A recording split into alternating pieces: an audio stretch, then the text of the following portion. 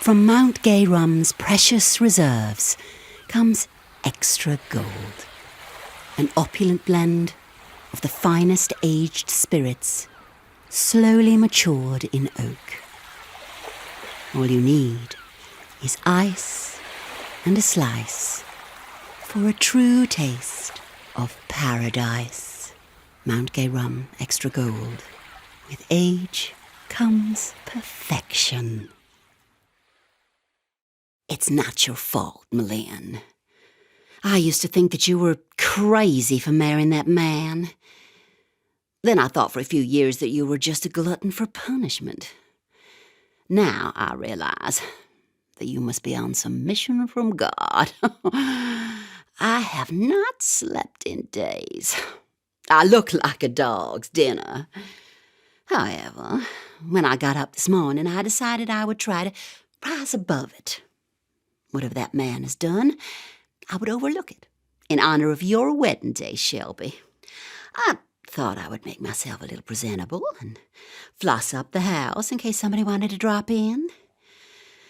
It being a big day in the neighborhood and all.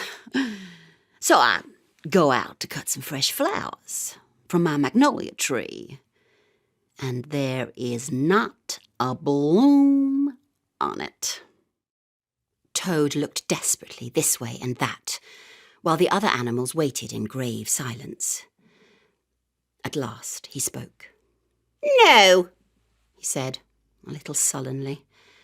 "I'm not sorry. And it wasn't folly at all.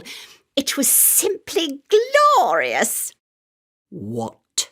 cried Badger, greatly scandalised. "You backsliding animal. Didn't you tell me just now in there?" "Oh, yes. Yes, in there. I'd have said anything in there. You're so eloquent, dear Badger, and so moving and so convincing, and you put all your points frightfully well. You can do what you like to me in there. But I've been searching my mind since, and I find that I'm not a bit sorry, or repentant, really. So it's no earthly good saying I am now, is it?" "Then you don't promise," said the Badger, "never to touch a motor car again?" "Certainly not," replied Toad emphatically. "On the contrary, I faithfully promise that the very first motor car I see, whoop whoop, off I go in it." Desolate, barren wastelands, where there is little or no water and even less life. Baking hot by day and freezing cold by night. Eerily quiet, the only movement being the shifting sands blown by a constant wind. This is the image most of us have of the world's deserts. And of course, for much of the time, deserts do fit this bleak description. Yet at other times, it could hardly be further from the truth.